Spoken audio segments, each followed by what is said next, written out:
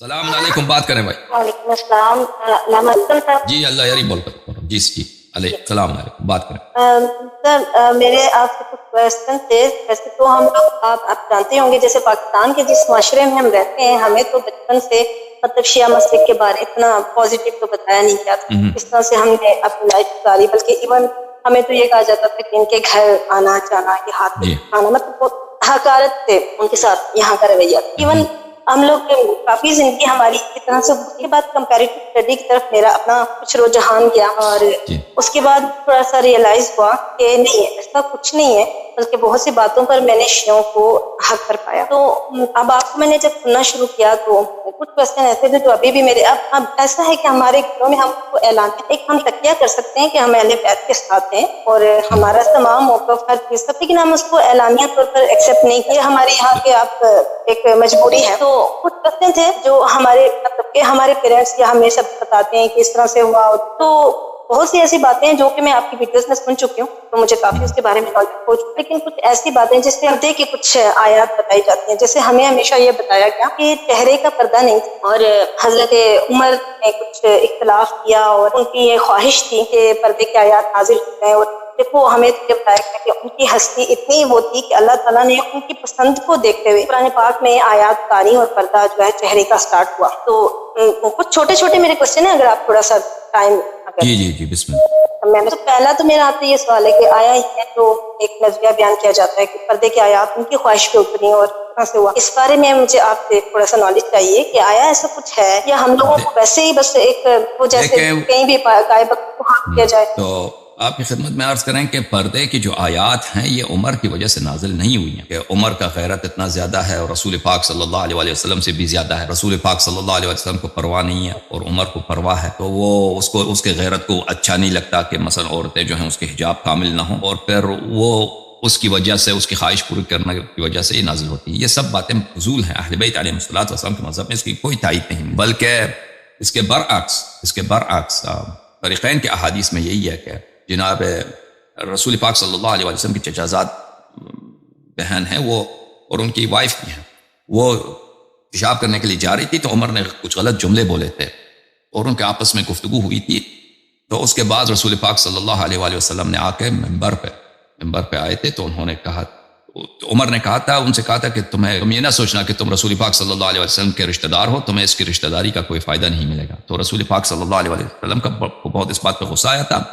یہ بخاری وغیرہ میں موجود ہے. وہ ممبر پہ آئے تھے، انہوں نے کہا تھا کہ مجھ سے پوچھو کہ تمہاری نسب کیا ہے، تمہاری اپنے لوگوں کی اپنی نسب میں شک ہے اور تم میری فیملی کے متعلق میرے رشتہ داروں کے متعلق بات کرتے ہو.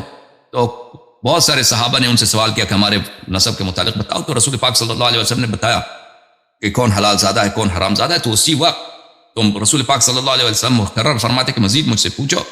تو عمر جو ہے وہاں پہ کھڑے ہو گئے اور انہوں نے وہاں پہ رسول پاک صلی اللہ علیہ وسلم کے سامنے گر گئے زمین پر کہ اب چھوڑ دیں، اب یہ مسئلہ چھوڑ دیں، ہمیں اس مسئلے پہ زیادہ نہ دبائیں، ہمیں اس بات ہم سے نہ پوچھیں، ہمیں مجبور نہ کریں کہ ہم ہماری نسب کے متعلق آپ سے پوچھیں، کیونکہ اس کو خود پتہ تھا اپنے نسب کے متعلق اس کے نسب میں کیا اشکالات. بہرحال یہ پردے کے جو آیات ہیں، پہلی بات یہ ہے کہ اسلام میں چہرے کا پردہ نہیں ہے، چہرے کا پردہ بالکل نہیں ہے. ٹھیک ہے. نہیں اہل بیت ان کے جو پردے کی آیات ہے، پردے کی آیات وہ عمر کی وجہ سے نازل نہیں ہوا. دیکھیں اچھا ویسے اہل بیت کے اکارڈنگ چہرے کا پردہ ہے؟ بالکل کوئی حدیث نہیں، بالکل قرآن کے خلاف ہے. چہرے کا پردہ دیکھیں عورت کے لیے، دیکھیں میرے بھائیوں میرے بہنوں اچھی طرح سے سن لو، عورت کے لیے بعض چیزیں ہیں کہ وہ جائز ہیں، ان کا اس کا زینت کا اظہار کرنا. ایک وہ چیز ہے جس میں زینت کا اظہار یعنی نہ صرف وہ اس کا چھپانا واجب نہیں، بلکہ اس میں اگر زینت بھی ہو تو کوئی اشکال نہیں ہے. ایک چہرہ. لیکن یہاں پہ ایک تو اتنا اختلاف کیا جاتا ہے کہ آپ ایک کہہ رہے ہیں کہ چہرے کا پردہ جو ہے قرآن کے اندر نہیں ہے، لیکن یہاں پہ تو کہا جاتا ہے کہ ایون آپ کی آواز بھی غیر مت سن لیتے ہیں. اب یہاں پہ تو یقین کریں کہ کوئی دین کا ہے یا کوئی دنیا کا ہے، کوئی بھی نالج بھی ایون عورت کو طریقے سے نہیں لینے دیا جاتا کہ آپ کی تو آواز بھی غیر سن لی ہے. یعنی اب آپ تو دوستی ہیں. اہل بیت علیہ السلام کے احادیث میں اور قرآن مجید میں اس بات پہ کچھ بھی نہیں ہے کہ آپ چہرے کا چھپانا واجب ہے. کوئی عورت اگر اس کے چہرے پہ میک اپ بھی ہے نا، زینت بھی ہے. زینت میں آپ کو آیت دکھاتا ہوں. آیت یہ ہے، اعوذ باللہ من الشیطان الرجیم، سورہ مبارکہ نور، وَقُلْ لِلْمُؤْمِنَاتِ يَغْضُضْنَ مِنْ أَبْصَارِهِنَّ وَيَحْفَظْنَ فُرُوجَهُنَّ. اب مؤمنات سے آپ کہہ دیں، اب یا رسول صلی اللہ علیہ وآلہ، مؤمنہ عورتوں سے کہہ دیں کہ اپنی آنکھوں کو اپنی آنکھوں کو نیچے گرائیں، زیادہ یعنی گور کے نہ دیکھیں مردوں کی طرف. وَيَحْفَظْنَ فُرُوجَهُنَّ، اور اپنے فروج، اپنی عزت، اپنی عفت کی جو ہے وہ نگہبانی کریں. وَلَا يُبْدِينَ زِينَتَهُنَّ إِلَّا مَا ظَهَرَ مِنْهَا، اور اپنی زینت کو ظاہر نہ کریں مگر وہ کہ وہ زینت ظاہر ہے. زینت ظاہر. اچھا اب یہ زینت کون سی زینت ظاہر کہ وہ مستثنا ہے، اس کا چھپانا واجب نہیں ہے. چہرہ ہو جاتا ہے، اور ہاں اس میں چہرہ ہے، اس میں کپڑے ہیں، اور اس میں ہاتھ ہیں. ہاتھ میں جو چوڑیاں ہوتی ہیں وہ، یا ہاتھ میں انگوٹھیاں ہیں، یا ہاتھ میں. لیکن ابھی ریسنٹلی میں نے یہ کمپیریٹیو اسٹڈی سٹارٹ کی تھی، تو انجینئر مرزا صاحب کو سن کے سٹارٹ کی تھی، تو انہوں نے تو باقاعدہ اس پہ کہا تھا کہ آج کل کے پرفتن دور میں تو چہرے کا پردہ جو ہے سمجھو کہ اس کو اجتہاد بھی شامل کرتے جائے. نہیں وہ تو غلط بات ہے نا، اس کو چھوڑ دیں کہ وہ حالات کے مطابق بات کرتے ہیں، اس کو یعنی حکم اللہ کو ہم چینج کرتے ہیں، لیکن حکم اللہ واضح ہے. پھر فرمایا وَلِيَضْرِبْنَ بِخُمُورِهِنَّ عَلَى جُيُوبِهِنَّ، اور وَلِيَضْرِبْنَ بِخُمُورِهِنَّ، خمار بولتے ہیں جو دوپٹہ ہوتا ہے، دوپٹے کو اپنے بلے علی جیوبہن. اب اس حصے میں اب ان کا جو گلے کا حصہ ہے اس پہ آپ پیرا دیں. دوپٹے کا یہاں سے آنا اس طرف یہ ضروری ہے. ولا یبدین زینتہن الا لبعولتہن، اور اپنی زینت ظاہر نہ کریں اپنے سوائے اپنے شوہروں کے لیے، ان کے جو شوہر ہیں ان کے علاوہ، اور پھر وہاں پہ شوہر کے علاوہ اور بھی ہیں، ان کے والد ہیں، ان کے سسر وغیرہ. میں عرض کروں البرہان فی تفسیر القرآن، اب اہل بیت علیہ السلام کے مذہب کے مطابق آپ کو جواب دیتے ہیں. البرہان فی تفسیر القرآن میں ملاحظہ فرمائیے یہاں پہ جلد نمبر 4 چھاپ مؤسسۃ العالمی للمطبوعات، ولا یبدین زینتہن الا ما ظہر منها ولیضربن بخمورہن علی جیوبہن. یہاں پہ کئی ایک روایات ہیں. امام باقر علیہ السلام نے فرمایا استقبل شاب من الانصار امرأة بالمدینہ وكان النساء يتقنعن خلف آذانهن فنظر إليها وهي مقبلة فلما جازت نظر إليها ودخل في زقاقه قد سماه ببني فلان فجاء واعترض وجه عظما في الحائط. ایک منٹ میں وہ روایت جو دیکھیں، وہ روایت جو لا يبدين زینتهن بلے الا ما ظہر منها، وہ زینت جو ظاہر ہے اس کا چھپانا واجب نہیں. میں آپ کو دکھاؤں. فضیل بن یسار کہتے ہیں کہ میں نے حضرت امام جعفر صادق علیہ السلام سے پوچھا عن الذراعین من المرأة اہما من الزینة التي قال اللہ تبارک وتعالی ولا يبدين زینتهن الا لبعولتهن. ذراع جو ہے یہاں سے بولتے ہیں، پونی سے بولتے ہیں یہاں پر. جب میں نے پوچھا کہ یہاں پر اگر کوئی زینت ہے کیا وہ اسی آیت میں شامل ہے ولا يبدين زینتهن لبعولتهن؟ فرمایا جی ہاں یہ اس میں شامل ہے، کہ یعنی اس کو صرف عورت کے لیے، صرف مرد کے لیے، اپنے شوہر کے لیے ظاہر کر سکتی ہیں اگر ذراع میں ہاتھ کے اس حصے میں کوئی زینت ہے.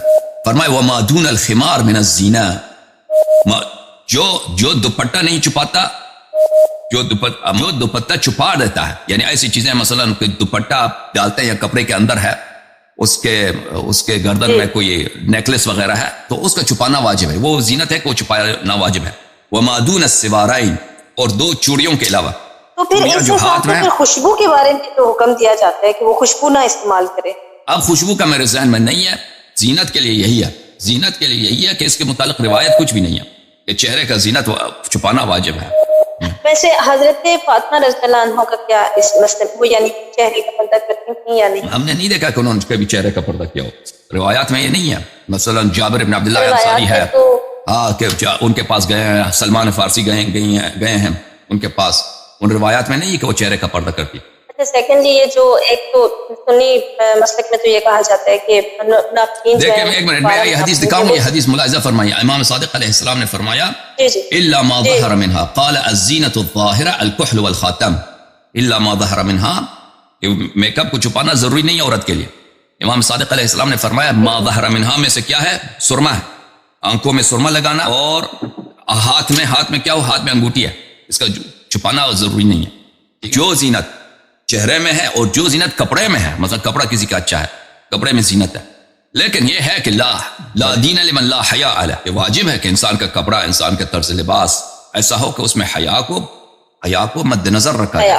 کہ ہاں کہ انسان ایسا مثلا ایسا تیور بنا دے، مثلا کپڑا اس کا چہرہ وہ دوپٹہ وغیرہ تو پہنتی ہے لیکن اس کے مثلا وہ اپنے جسم کو اس طرح ظاہر کرتی ہے کپڑے کے باوجود کہ اس میں بے حیائی کا پہلو ہوتا ہے، تو وہ حرام ہے. بے حیائی حرام ہے. اگر کسی عورت کا لباس حیا کے ساتھ ہے لیکن اس کے چہرے میں چہرہ چھپانا ضروری نہیں ہے، چہرے پہ اگر میک اپ بھی ہے اس کا بھی چھپانا ضروری نہیں ہے، ہاتھ میں اگر اس کے زینت ہے اس کا بھی چھپانا ضروری نہیں ہے. اچھا سیکنڈلی میں یہ پوچھے جیسے کہ ہمارے یہاں بتایا جاتا ہے کہ 12 ناپکین تھے صحابہ، کہ ہمارے سنی مسلک میں کہا جاتا ہے.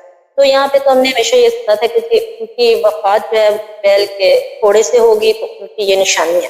لیکن ریسنٹلی ہمارے جو اپنے فیملی میں میرے چچا ہیں، انہوں نے شیعہ مسلک کو فالو کرنا اسٹارٹ کیا، تو انہوں نے یہ بات کہی کہ وہ اس طرح سے بتایا جاتا ہے کہ ان کی یہ نشانی بتائی کہ وہ رسول اکرم صلی اللہ علیہ وسلم کے جنازے میں شریک نہیں ہو. اس بارے میں آپ لوگوں کے مسلک میں کیا ہے؟ اس کا میں نے نہیں دیکھا ہے، ابھی میرے ذہن میں نہیں ہے کہ وہ رسول پاک صلی اللہ علیہ وسلم کے جنازے میں شریک نہیں ہوں گے. بہرحال یہ مخالفین کے کتب میں موجود ہے، میری اسپیچ ہے وہ آپ دیکھیں وہاں پر یوٹیوب میں کہ صحابہ کرام اور قتل نبی رب الانام، اس میں آپ دیکھیں اس کا ٹائٹل یہی ہے، یوٹیوب میں ایک اسپیچ ہے صحابہ کرام اور قتل نبی رب الانام. اسی یوٹیوب چینل میں آپ دیکھیں اس میں نے بہت توضیح دی ہے کہ وہ کون تھے صحابہ میں سے جنہوں نے کوشش کی تھی کہ رسول اللہ صلی اللہ علیہ وآلہ وسلم کو غزوہ تبوک سے واپسی پر شہید کیا جائے. اچھا، طلاق کے بارے میں آپ سے میں نے پوچھنا تھا کہ کیا کہا جاتا ہے یہاں پہ بہت اختلاف ہے، سنی مسلک میں بہت زیادہ اختلاف ہے. ایون یہاں پہ اگر کسی گھر میں ایسی کوئی بات ہو جائے تو وہ تو آپ اگر پیچ اپ بھی کر لیتے ہیں تو آپ کی زندگی شبہات کے اوپر کھڑی ہو جائے. اتنا آپ کو یعنی کیا جاتا ہے کہ ایک بار غصہ آیا اور 3 دن واپس کر دیا، ٹھیک ہے ہو گیا، وہ ساری مجھے اس کی ڈیٹیل مال. لیکن جب حضرت علی السلام کی جب خلافت اسٹارٹ ہوئی، اگر یہ جو طریقہ ہے غلط تھا کہ وہ 3 کو 3 نافذ کر دیتے تھے، تو اب جب حکمیت ان کے پاس آ گئی تو انہوں نے کو واپس ایک میں کنورٹ کیوں نہیں کیا؟ وہ کس چیز کو واپس نہیں کیا؟ کس چیز کو؟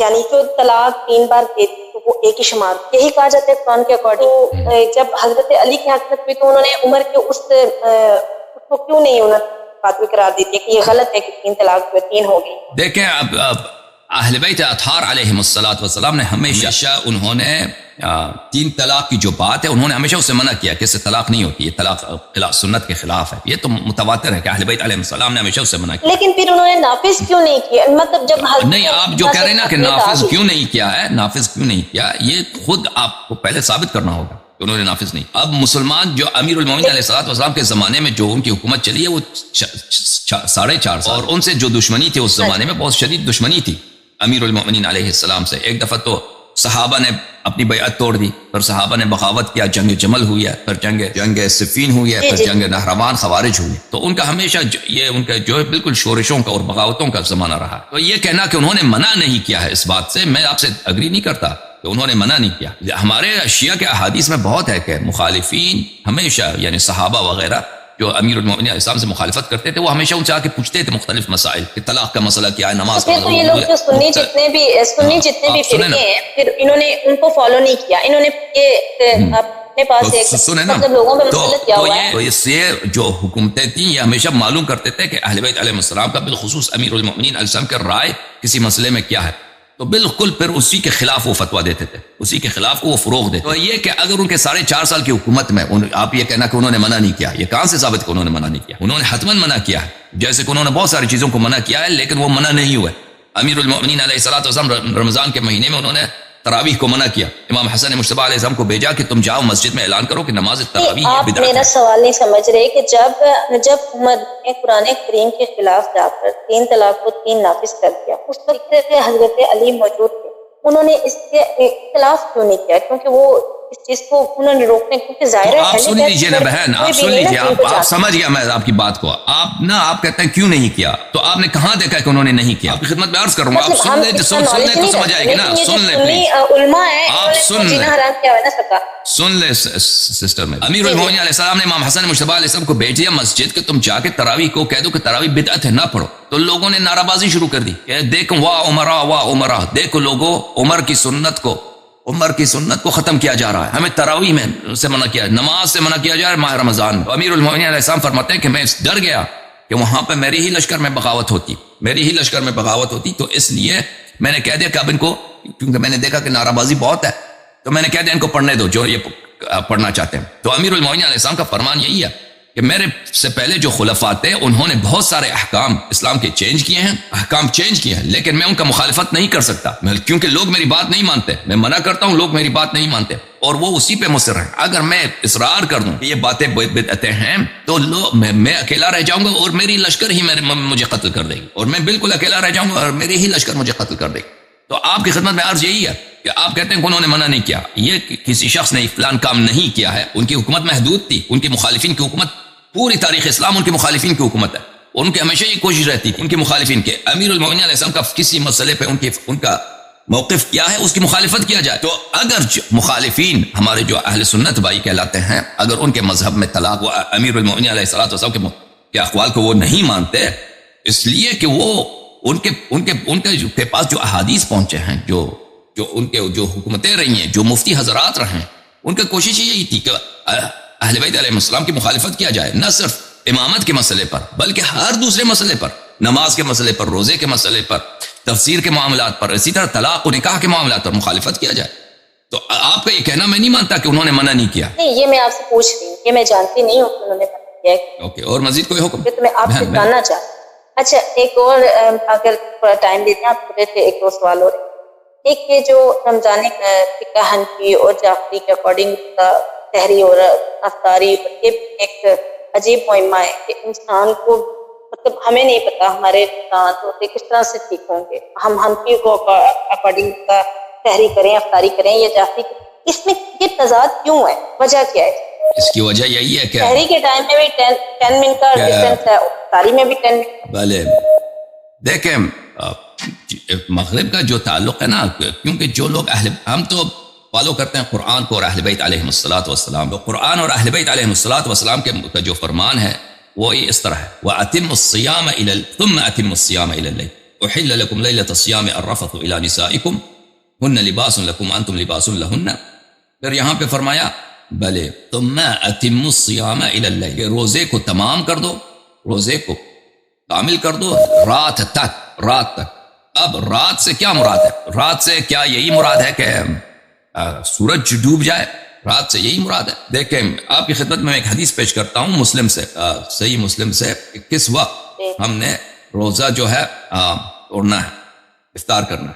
ملاحظہ فرمائیے، یہ صحیح مسلم میرے ہاتھ میں ہے، مسلم یہاں پر صحیح مسلم، چھاپ دارالفکر بیروت لبنان میں کتاب سنہ 2010 میں چھپی ہے۔ یہاں پر بھلے یہ باب ہے، باب وقت انقضاء الصوم وخروج النہار، یہ صوم کب ختم ہوتی ہے، روزہ کب ختم ہوتا ہے اور دن کب ختم ہوتا ہے، کیونکہ کیا فرمایا ثم اتم الصیام الى اللیل، رات تک تم روزہ رکھو۔ یہ حدیث ملاحظہ فرمائیے کہ رسول پاک صلی اللہ علیہ وآلہ وسلم سے روایت کی ہے ابن ابو اوفا نے کہ ہم رسول پاک صلی اللہ علیہ وآلہ وسلم کے ساتھ سفر میں تھے، فلما غابت الشمس قال لرجل، جب سورج غروب ہوا ہے، سورج غائب ہو گیا ہے، تو رسول پاک صلی اللہ علیہ وآلہ وسلم نے ایک شخص سے کہا انزل فاجدح لنا، تم اتر جاؤ، یعنی گھوڑے جو بھی تھا اس سے اتر جاؤ اور ہمارے لیے جدح بنا دو۔ وہ اس کو بولتے ہیں،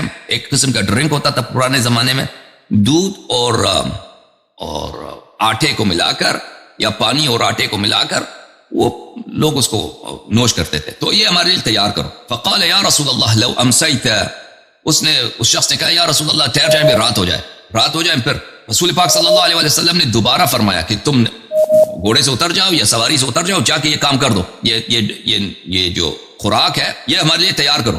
اچھا، ہاں، قال ان علینا نہارا، رسول پاک صلی اللہ علیہ وسلم نے فرمایا کہ ہم پہ دن کا روزہ واجب ہے، یا یہ شاید رسول پاک صلی اللہ علیہ وسلم کا قول نہیں ہے، اس شخص نے کہا کہ ابھی تو دن ہے، بس وہ شخص اتر گیا، فنزل فجدح له فشرب، تو اس شخص نے وہ ڈرنک بنا دیا، رسول پاک صلی اللہ علیہ وسلم کے پاس لے کے آیا، تو رسول پاک صلی اللہ علیہ وسلم نے فرمایا اذا رأيتم الليل قد اقبل من ها هنا واشار بيده نحو المشرق فقد افطر الصائم، انہوں نے فرمایا کہ جب تم دیکھو کہ رات مشرق کی طرف سے آ رہی ہے، رات مشرق کی طرف سے آ رہی ہے، تو اس وقت افطار کا وقت ہوتا ہے، ٹھیک ہے نا۔ اور یہ روایت بخاری میں بھی موجود ہے کہ رات مشرق کی طرف سے آ رہی ہے، تو صرف غروب، دیکھیں اس میں تھوڑا سا فاصلہ ہوتا ہے کہ رات کی علامت مشرق کی طرف سے آ جائے، کیونکہ جب سورج غروب ہوتا ہے، سورج چھپ جاتا ہے، تو ابھی آپ اوپر آسمان کی طرف دیکھیں، آسمان روشن ہوتا ہے، آسمان بالکل روشن ہوتا ہے، لیکن اگر کچھ دیر ٹھہر جائیں تو مشرق کی طرف سے ایک تاریکی کا پردہ جیسا ہوتا ہے، وہ اوپر آتا جاتا ہے، تو وہ اس کو عرب لوگ بولتے ہیں حمرہ مشرقیہ، یعنی ایسٹ کی طرف ریڈنس اس کا جو ہے میں آپ کی خدمت میں دکھاؤں وہ اہل بیت علیہ السلام کے احادیث میں بہت ہے ہمارے کتب میں کہ جب تم دیکھو کہ سورج غروب ہو چکا ہے اور مشرق کی طرف سے ہو، جب سورج جو ہی غروب ہوتا ہے تو مشرق کی طرف لال رنگ نظر آتا ہے، آسمان افق جو ہے لال رنگ کی ہوتی ہے اور وہ لال رنگ آہستہ آہستہ اوپر آتا ہے، یعنی اس میں ٹائم بھی زیادہ نہیں لگتا، کچھ منٹ ہی لگتے ہیں، اوپر آنا شروع ہو جاتا ہے۔ جب بالکل انسان کی سر کے اوپر پہنچے تو اہل بیت علیہ السلام کا فرمان یہی ہے، تو اس وقت افطار کیا کرو۔ جو ہمارے جو مسلمان بھائی ہیں اہل قبلہ وہ کیا کرتے ہیں، سورج غروب ہوتا ہے وہ افطار کرتے ہیں، لیکن رسول پاک صلی اللہ علیہ وسلم نے کیا فرمایا کہ سورج غروب ہو جائے اور مشرق کی طرف سے کیا جائے، رات مشرق کی طرف سے آنا شروع ہو جائے، ہاں تاریکی مشرق کی طرف سے آنا شروع ہو جائے۔ وہ تاریکی کون سی ہوتی ہے؟ وہ تاریکی مشرق کی طرف سے آتی ہے، کیونکہ مشرق کی طرف جب سورج غروب ہوتا ہو تو آپ دیکھیں وہاں پہ ریڈنس ہوتا ہے، وہاں پہ بالکل افق لال ہوتا ہے، وہ اوپر آنا شروع ہو جاتا ہے، وہ جو ہی اوپر آتا ہے اس کے پیچھے جو اس کے ساتھ سیاہی کا پردہ ہوتا ہے وہ سیاہی اوپر آتا جائے، تو اس کا انتظار کرنا ضروری ہے۔ تو لیکن ہمارے مسلمان بھائی جو حنفی لوگ ہیں وہ نہیں کرتے اس بات کا، فوراً وہ سورج کے غروب ہونے کے ساتھ وہ کیا کرتے ہیں، افطار کرتے ہیں۔ تو یہ سنت کے خلاف ہے، یہ بخاری میں بھی ہے یہ روایت، ملاحظہ فرمائے کتاب بخاری دار حیات التراث، یہاں پہ باب الصوم فی السفر والافطار، اس میں ملاحظہ فرمائے یہ حدیث نمبر 1941 ہے کہ رسول پاک صلی اللہ علیہ وآلہ وسلم نے فرمایا اذا رأیتم اللیل قد اقبل من ها هنا فقد افطر الصائم، تم جب دیکھو کہ اس طرف سے رات آ رہی، رات کہاں کس طرف سے آتی ہے؟ مشرق کی طرف سے آتی۔ مسلم کے حدیث میں آپ نے دیکھا کہ مشرق کی طرف، لفظ مشرق مصرح ہے، اس میں تصریح ہے، جب دیکھو کہ مشرق کی طرف سے رات آ رہی ہے تو وہ افطار کا وقت ہے، اور ہم شیعہ اسی وقت افطار کرتے ہیں، غروب کے ساتھ سن سیٹ کے ساتھ ہم افطار نہیں کرتے، ہم کچھ انتظار کرتے ہیں کہ رات کی تاریکی مشرق کی طرف سے وہ آ جائے، وہ بالکل حمرہ مشرقیہ جو انسان کے سر کے اوپر پہنچ جاتا ہے، وہ رات کی تاریکی بھی اس میں کچھ منٹ ہی لگتے ہیں، زیادہ دیر نہیں لگتا اس میں، ٹھیک ہے؟ تو یہ ہے اس حساب سے جو حنفی کے اکارڈنگ رمضان ساری زندگی ہم رکھتے ہیں، پھر ہو جاتے ہیں کہ کوئی نہیں ہوتا۔ بالکل جو ہمارے بھائی روزے رکھتے ہیں ساری زندگی، وہ سنت اور قرآن کے خلاف ہے، بالکل قرآن کے خلاف ہے، کیونکہ قرآن کا حکم ہے ثم اتم الصیام الی اللیل، رات تک روزہ رکھنا، اور سورج جو غروب ہو جاتا ہے وہ رات نہیں ہوتی اس وقت، آپ کو پتہ، بالکل ہوا روشن ہے۔ سنت نے بتایا کہ رات کب آتی ہے، رات اس وقت آتی ہے کہ مشرق کی جانب سے تاریکی آنا شروع ہو جائے، تو وہ ہوتا ہے، ٹھیک ہے ہماری بہن؟ اچھا ایک اور چھوٹا سا سوال ہے